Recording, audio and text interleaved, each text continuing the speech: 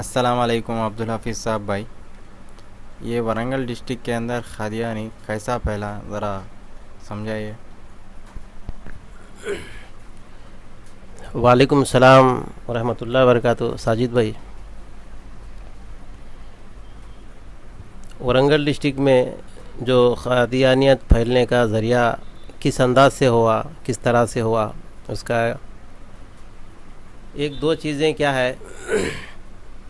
एक ख़ास तौर से वारंगल के देहातों में एक कसीर तादाद तेलुगु बात करने वालों की है, और दूसरी जो तादाद है मुसलमानों की वो संगतराश की है।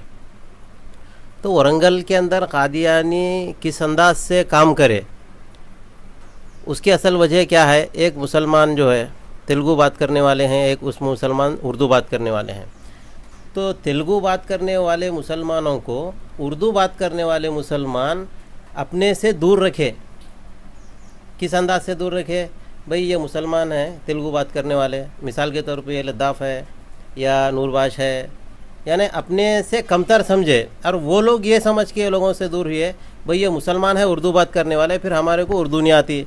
एक तो कारोबार बाजा बजाने का कारोबार, खेत में काम करने का कारोबार, यानी इनकी गुर्बत भी बहुत ज़्यादा है। फिर ये लोग भी उनको अपने शादियों में नहीं बुलाए, अपने अच्छे में बुरे में किसी में भी मुसलमान नहीं बुलाए, हालांकि वो भी मुसलमान हैं। तो ये लोग आपस में जो है तेलुगु बात करने वालों को बहुत कम दर्जे से, कम निगाह से देखे, ये लोगों को दूर हो गए। अब दूसरा एक संगतराश है, पहाड़ों के अंदर जंगलों के अंदर रहने वाले मुसलमान हैं, उर्दू बात आती वो लोगों को, लेकिन वो जंगल में है और गुर्बत में भी है। वो लोगों का काम क्या है, पत्थर फोड़ना, फिर शाम में आना, पीना, खाना, फिर सुबह उठ के फिर पत्थर फोड़ने चले आना, उनकी दूसरी ज़िंदगी नहीं है वो लोगों की। तो ये अंदाज से अब खादियानियत जो फैला है वारंगल के अंदर, ये लोग मुसलमान जिसको तेलुगु बात करने वालों को दूर कर दिए, तो वो खादियानी वहाँ पे आके बोले देखो भाई आप मुसलमान हैं, आपको ये जो मुसलमान उर्दू बात करने वाले हैं आपको दूर रख दिए, यानी उनके नज़रों में आप जो है कमतर मुसलमान हैं, हम आपको अच्छा से अच्छा पोस्ट देंगे। जैसा पालाकुर्ती में एक सैयद रसूल है, हालांकि सैयद नहीं है उन्हें, खादियानी लोग उसको सैयद का दर्जा दिए, सैयद बना दिए उसको। ऐसे ही पैसा दे के उसको अमीर बना दिए, पैसा दे के उसकी बच्ची को शादी करा दिए, यानी पैसे से उसको डेवलप करे, फिर उसको एक खरीब करते गए। अब दूसरा संगतराश लोगों में उनको तो कुछ भी इल्म नहीं है, वो लोगों को भी पैसा दे के ख़रीदे वो लोग खादियानी लोग। अब अल्हम्दुलिल्लाह तहफ़्फ़ुज़ ख़त्म नबूवत वारंगल और अल्लाह के फ़ज़ल से तहफ़्फ़ुज़ ख़त्म नबूवत हैदराबाद, जहाँ पे मौलाना अरशद अली ख़ासमी साहब है, मौलाना अंसारुल्लाह ख़ासमी साहब है, हैदराबाद के बहुत सारे मोतबर उलमा इकराम उस तंजीम से वाबस्ता है, जो अल्हम्दुलिल्लाह तेलंगाना, आंध्र प्रदेश, हर जगह वो लोग कोशिश करे। और ये शकील बिन हनीफ के फितने में भी वो लोग ही कोशिश करे आगे।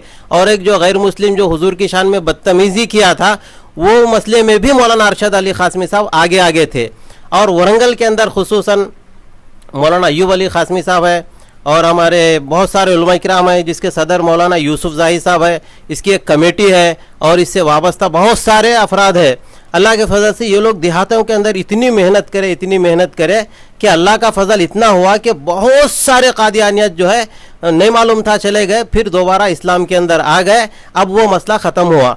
तो अब आइंदा हम क्या करना है, जो तेलुगु बात करने वाले मुसलमान हैं, जो गरीब से गरीब देहातों में रहने वाले मुसलमान हैं, ये लोग जो है कलिमा पढ़े, ला इलाहा इल्लल्लाहु मुहम्मदुर रसूलुल्लाह। जब कलिमा पढ़ने के बाद ये लोग कमतर उसके दर्जे में नहीं देखना, ये मुसलमान है, हम खाना खा रहे तो हमारे प्लेट में खाना खिलाना, हमारे पास खरीब में बिठाना, हमारे गले लगाना, उनको शादियों में बुलाना, अच्छे बुरे में हर चीज़ में वो लोगों को बुलाते रहना। यानी भाई तुम भी मुसलमान, हम भी मुसलमान हैं, ये नहीं सोचना तुम तेलुगु बात करने वाले मुसलमान है, तुम नूरबाश है, तुम लद्दाफ़ है, लिहाजा तुम्हारे से हमारे से कोई वो नहीं है, ये अंदाज से गुफ्तगू वो लोगों से नहीं करना। तुम हमारे भाई है, चलो हमारे गले लगा लियो बोल के बोलना हो। वाखिर दावाना अल्हम्दुलिल्लाह।